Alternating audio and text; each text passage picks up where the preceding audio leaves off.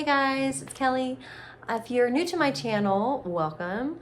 Today, I'm going to teach you how I do my rough scrape on my oboe reeds. So we'll start one reed together and you can see that process and how I do it. So we'll take our blank that has been soaking for about 2 to 3 minutes in the water, put it on your mandrel, and I'll just begin my rough scrape. So the goal today is to get this reed clipped open and vibrating, and then we'll leave it there to dry and finish it another day. So I'm going to move a little quickly, just getting the bark off. I can already tell this piece of cane in particular is hard because my knife, it seems a little bit more effortful. Not because my knife is dull, but the cane is just, it's not as easily scrapable, if you will. But it feels better once the bark is off. Okay, so it just must be the bark. So let's get the bark off on the other side. I like to start on the sides of the heart. You'll notice my tip already has the bark off of it, and I like to let my blanks dry that way because I feel like it helps with the closure of the reed. So I'll go to the other side.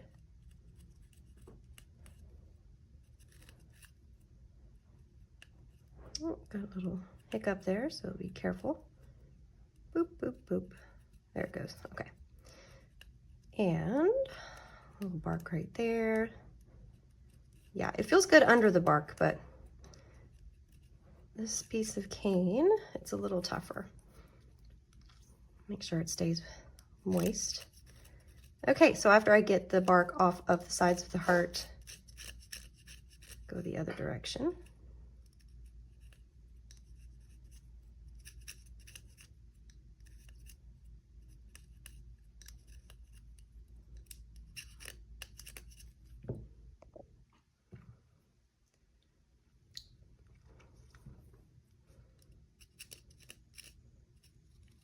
Okay, so I'm being careful to leave the rails on the side of the reed, which is right here. I'm just working around them, sticking with the curvature of the cane.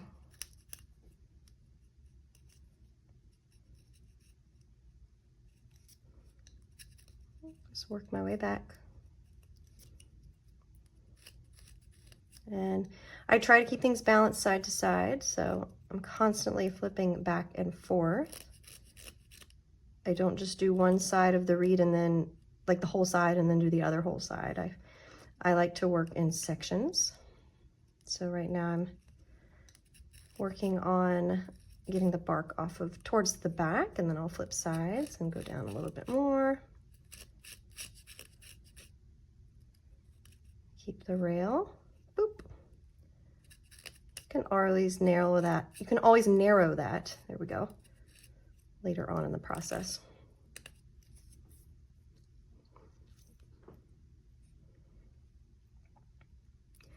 All right, I'm going to continue cleaning up these little nicks. I try to keep everything smooth. Some pieces of cane want to catch the knife. The knife wants to catch a little bit more. It's okay, just be careful. And to get rid of these little nicks, if you get them, you just let the knife catch it and then lift up in different directions, and then they'll go away. There are a couple different tricks.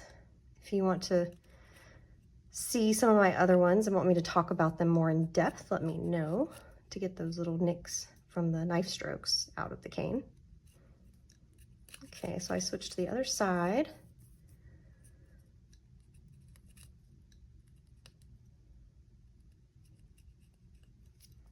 All right. Now at this point, I've got the bark off. I haven't really defined anything yet.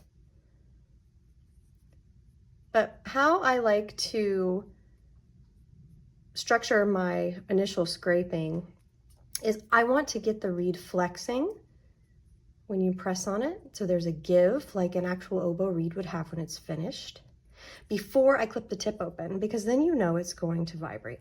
So what I'm going to do is I'm going to gently go in towards the sides of each spine and say this is where my spine is. So I'm just narrowing a little bit. And then towards the back of the reed, right above the bark. Again, I'm not going to take out a lot, just enough to give the reed some structure in the back. So other side, narrow the spine, the sides of the spine, and get rid of those. Okay.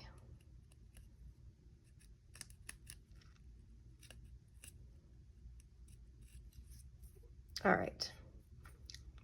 From here, I go back up towards the tip and the sides of the heart.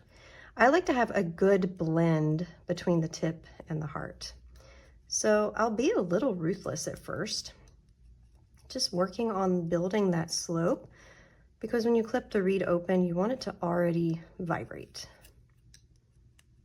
If not, if the reed doesn't vibrate when I clip it open, I don't have motivation to go back to it, because it's going to, the blades of the reed are going to open up, and it's just going to be difficult to work with and a little uninspiring because there's no vibrations. So don't be afraid to experiment here, but make sure you have that flexion in the cane when you press on it like this. Make sure it gives some. I'm starting to get a little give, but not enough.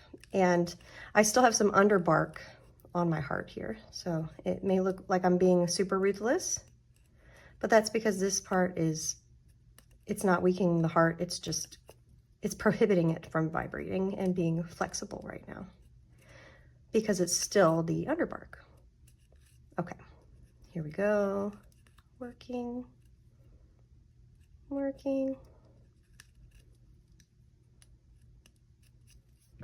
All right. And I'm just feeling the flexion. It's pretty good. Okay. So I'm going to clip it open. I'm going to take about a millimeter off. I tie my reeds at 74, so this should put me around 73. And from here, it's very, very thick. So I'm going to just work on my blend once again, but just having the plaque in. So work on the sides first.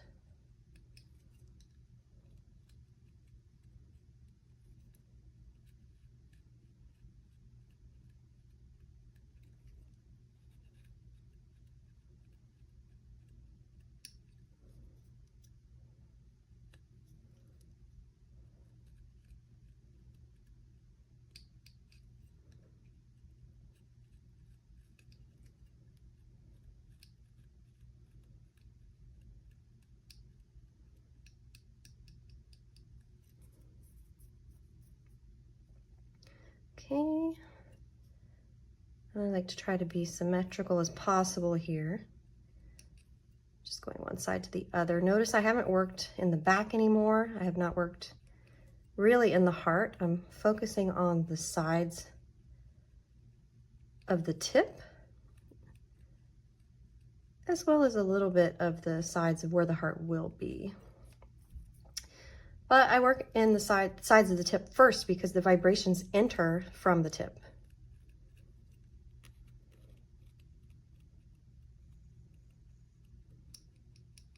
Okay, you can see I'm starting to get a little bit of shading.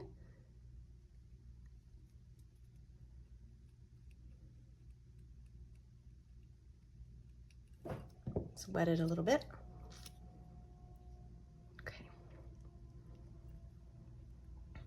And I'm going to work back a little bit into the sides of the heart, knowing that this reed is still pretty long, so we're going to lose probably 2 millimeters. That's why I'm not doing so much fine work in the tippy tip, because it's all going to go away. And I like to work in stages instead of just clipping it back to length, because I think it's important to structure the reed to slope nicely so that the vibrations enter in a complex way instead of just, yapping the whole thing off. This gives it some refinement and definition. which I think impacts the sound. Okay, let's just see where we're at. It should be making somewhat of a crow right now. Let's see what reflection is first. Oh yeah. It's got a nice closure.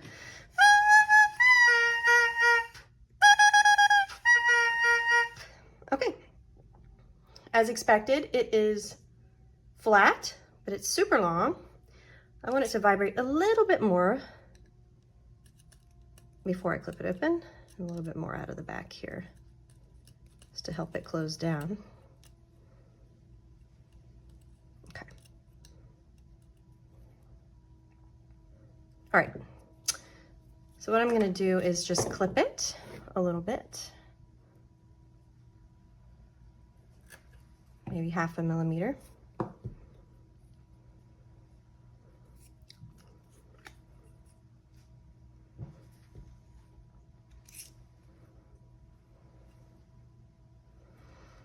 And then we'll refine it a little bit more.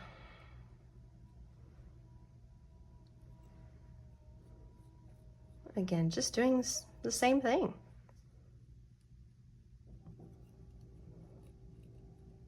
I've slowed down a little bit because the tip is getting thinner and I don't want to take a shred, but I'm using very controlled movements with my knife. Notice how I'm trying to keep with the curvature of the cane, avoiding taking out of the center area here. I'm just going on the sides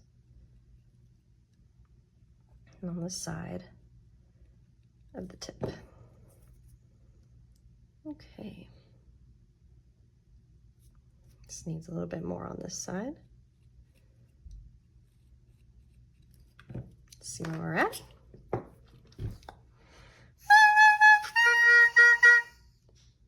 Stay tuned for part 2 when we finish this read. Let me know if you have any questions, leave me a comment, or if you like this video, give me a like and hit subscribe.